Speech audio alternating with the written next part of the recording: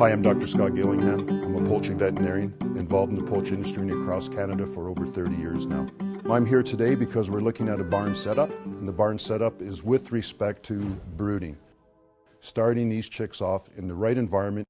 So today we're going to spend the morning and look at the brooding parameters that are conducive to developing an immune system, get the gastrointestinal system working, but more importantly, develop the bird for the future and grow it in this barn through the production cycle. When we work across Canada from Newfoundland to British Columbia, and in this province alone, you have about 1,100 farmers. And for me, there's 1,100 different ways of growing chicken. That's why the barn dynamics are absolutely critical. And biosecurity has to be practiced at all levels. We build up the wall of protection through vaccination, good nutrition, but we need to also reduce that wave of insult. So we put on our coveralls, we put on our gloves, we put on our head net, we put on our boots, because what is in contact with the environment we need to understand could infect the birds or cause challenges. So biosecurity is critical. When I come into a barn, the really important thing is to look at an integrated approach. You just don't want to inspect. You have to have that auditing kind of attitude. Write down what you do what you write down, and prove it. We have to evaluate, and I like to use the acronym FLAWS, food, lighting, air, water, space, and sanitation, because no barn is the same. Different feed, different lighting, different litter, shavings, chopped straw, barley, wheat, long straw. Looking at this barn right now, it feels very comfortable at my level. When I look at the parameters here, the first and foremost is the feed. What we like to see is at least 50 to 70% of the brooding space covered with paper. That paper then provides a little bit of insulation from the straw to the chick, but also the medium or the foundation for the feed. We want at least 40 to 50 grams of feed dispersed on the paper per chick. These feed pans are in the litter. They've also a spillover, so we have to allocate the feed in the pan, which becomes a satellite feeder, as well as the feed on the paper to get to that 40 to 50 grams per chick. That's critical. Now, looking at the quality of the feed, this looks like a crumb, and crumb texture becomes important. So for starting chicks, you want consistency. Science and research has proved that chicks like a size between 2 mm and 3 mm. And these pans are shallow, which is good, but more feed here in the center row would be conducive to possibly more crop fill. When I look at the lighting is at least 10 feet above, but the intensity from these LED lights is very bright. It's a new barn, we got some reflection. And when we start chicks, we have to have a bright light, a good intensity.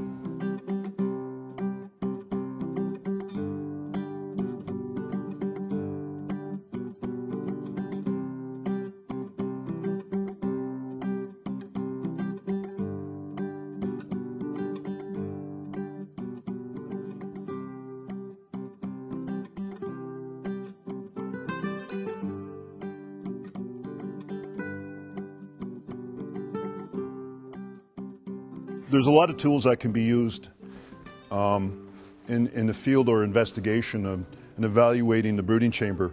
A tool that I really like is a CO2 and moisture meter. And what I like to do is put it at an area in the barn. You try to put it in different areas, and then you can read the CO2 and then the humidity. So I usually put this out, and after 30 seconds, read it now. The CO2 is 568.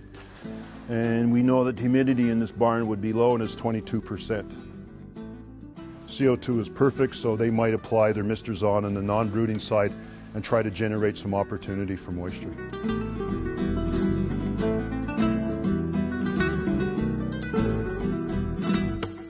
When those heaters are on, I would like to go down and find out exactly where it's 90 degrees. And I would paint every 10 feet, when those heaters are on, exactly where it was 90 degrees. I would get my spray can and do the same thing when the heaters are off. Now, your brooding chamber is between those two painted lines. Where am I going to put my feed and water? Where are the chicks going to be in their comfort zone? Between those two lines. Now the water lines. They got 3 rows of water lines, which is fantastic. I like to see the lines flushed a couple of hours before the chicks come. That alleviates some of the air pockets. And then I'd like to activate all the nipples with a broom so that there's a droplet of water from each nipple. You can run a broom down here, just like this, and you can activate these water lines. That droplet from the nipple has to reflect from the light. Chicks are very curious. At eye level, they will see that glistening drop and run over and start picking at it. You see that droplet which the chick perceives, and it drinks it. Now what's really important is the height of the water line. Those nipples have to be at eye height to the chick. The chicks are hatched in the hatchery. There they have certain temperatures and humidity. Those are conducive for quality chicks. The chicks then are sorted, they're put on a truck and brought to the barn. The barn somewhat has to mimic the hatchery environment. A chicken is like a cold-blooded animal for the first 4 to 5 days. It cannot thermoregulate. The environment, the brooding chamber, becomes critical. What we need to do is create that brooding chamber for the health and welfare of the chick.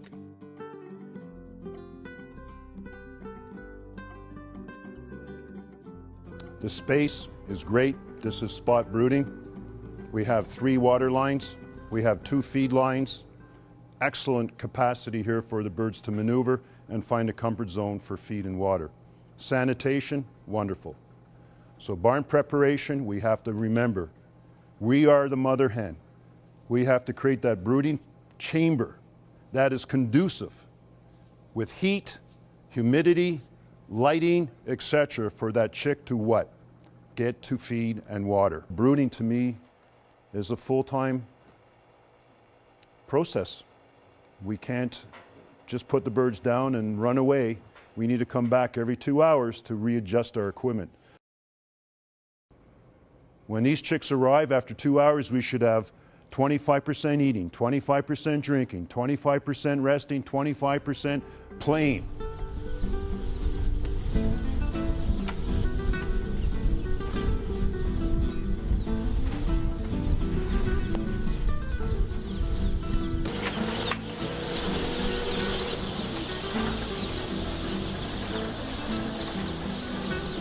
The key is what we want to do is get the birds placed on the floor and then get them into the brooding chamber as quickly as possible.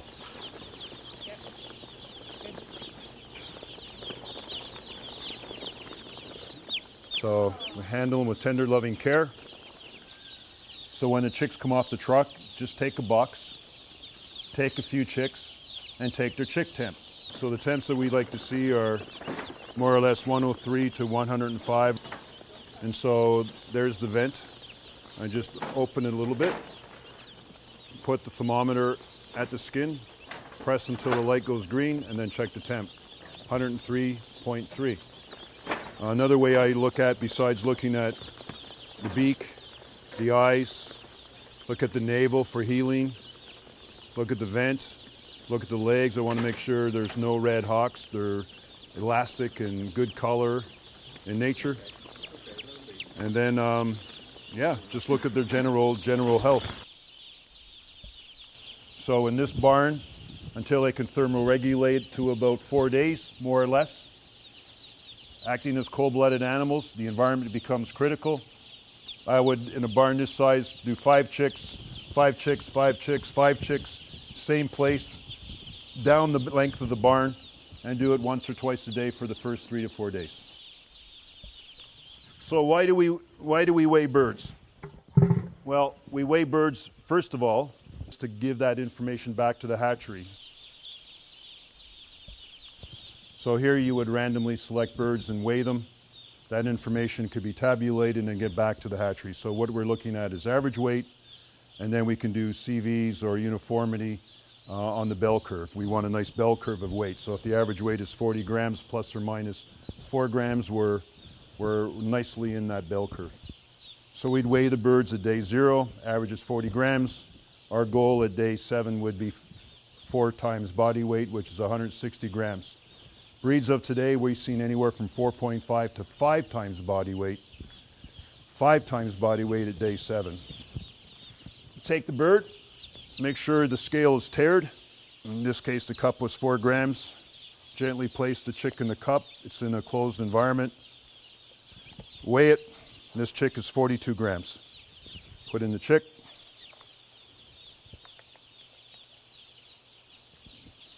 This one also 41 grams. 7-day body weights, they have shown great correlation with end body weights. So if we can improve our 7-day body weight, say by 10 grams, the multiplication is about 7 or 8 times. So by improving our 7-day body weights by 10 grams, by paying attention to the brooding chamber, that could relate to almost 70, 80 grams at the processing date. So the metrics that we've looked at in the barns so far, besides the barn parameters and the environment, is chick weight, chick temperature. Another very, very, very important tool is crop fill. And crop is that little storage chamber that the birds can store feed in before it goes through the stomach into the intestine, the cecum, and then out again. It's filled with feed and water. And that tells me the birds are in a comfort zone. They're finding feed and water. They're storing it in the crop because usually chickens eat every 4 hours more or less. So I like to evaluate crop fill. Now these chicks were just placed, so it's not fair to evaluate crop fill until later on during the day. Or after 2 or 3 hours, you're looking for about 60% crop fill. A day later, after placement, 24 hours, I'd like to see about 80 or 90 to 100% crop fill, and I always shoot for 100%. So crop fill can be taken in different areas of the house because in this brooding chamber, there could be areas that are not as comfortable for acquiring food and water as others, and crop fill will give you that indication. I'm using my stockmanship of feel and or touch, observe, etc. Now the next most important thing is the texture of the crop. When you take feed and water and mix together, it's like oatmeal or porridge. It's going to be a nice, about the size of my thumbnail or size of my thumb, depending on the age of the bird. It's going to have that nice, soft, pliable feeling. If I pick up the bird and I feel and it feels like shavings or feels like straw, that tells me the birds are litter eating. That means they could be sick. They haven't found their comfort zone. They're huddling and they're hungry, but they're eating the litter. So crop fill is a very good indication of bird comfort, seeking and finding or acquisition of food. So what I do is, I usually do it before the chicks arrive because as you see now I got all these wonderful little chicks running around me and I got to be conscious of where I step. But I like to do it in 3 or 4 different areas in the barn. I like to do it directly under the bulb, 7.5 foot candle. And then I like to do it between the bulbs, 6.1.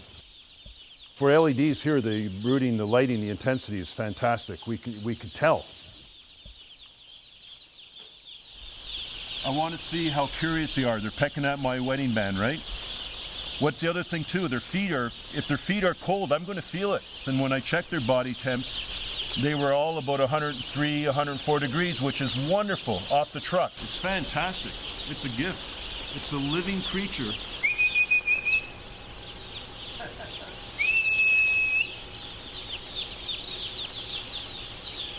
These birds were dumped only 15 minutes ago, and they're already drinking and eating, searching. It's fantastic. This is a brooding chamber. This is what we want. As stockmen, we have eyes, so I want to look at their behavior. I want to see how they disperse, seeking and finding food. I want to hear.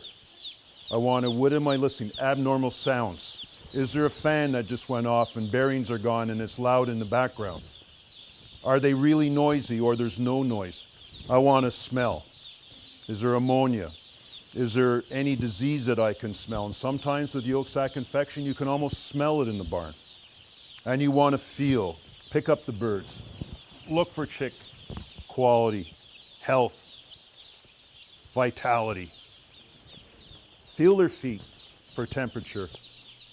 Stockmanship understands bird behavior, and then you get into the management role of lowering the water lines or raising the water lines or changing the fan speed or putting more feed down. That's the management part, but stockmanship is critical. As a veterinarian, I am not a big fan of using antibiotics. Antibiotics should only be used when you have the professional support of a veterinarian. If there's malaise and health issues here, chicks need to be brought to a veterinarian. A veterinarian will perform pathology and clinical pathology to evaluate whether or not there's a recommendation for antibiotics. When we talk about mortality in chicks, usually there's a standard where our goal would be to have less than 1% at 7 days. Many hatcheries strive for even better than such. I don't like to just look at what the percentage 7-day mortality is. I like to look at the pattern of mortality because it gives me an idea of where I need to focus for improvement, whether it be more communication with the hatchery, but also more importantly, improvement of brooding practices on farm. We had a wonderful morning. A great thanks and appreciation to the growers for allowing us to come into the barn and the operation. We had a great crew today. Most importantly, we're here to evaluate early chick performance using some of the standard acronyms like FLAWS, food, lighting, air, water, space, and sanitation. We went through all the metrics. We talked about data, decision, direction, dialogue, how important it is for the future, for the growth and the potential of these birds in the first 7 days. We realize after this first few hours that anything that we can do in the first 7 days will extrapolate to optimal production and benefits at the back end, but more importantly for the health and comfort of the chick.